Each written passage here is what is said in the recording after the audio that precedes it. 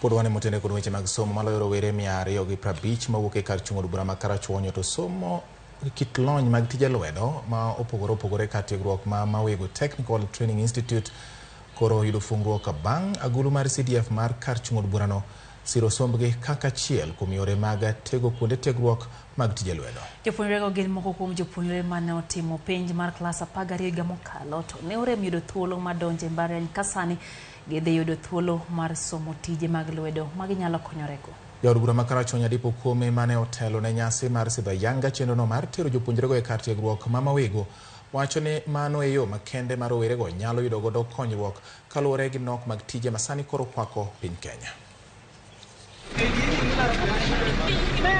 Ang'eyo ni tich tinde yudo tek.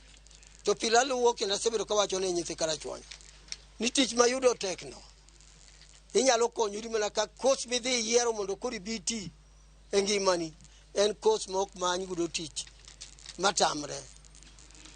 Technical training gikidhi puonji ka ok ondiki tibedo jandiki ji ne makore ndikogi.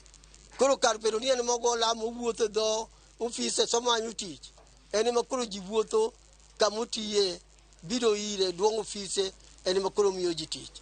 I want to be very grateful to the constituency for having given us 250 students. This is a plus and a boost to our population.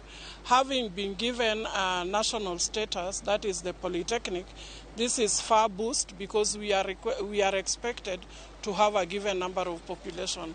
To be precise, over 10,000 students. Having people to enroll in those institutions is a step forward in fighting youth unemployment, especially because of the skills that they're going to get. And we are hoping that they'll be able, once they graduate from the institution, they'll be able to translate that into job creation and even employing other people. Pisas magobila iboma nambale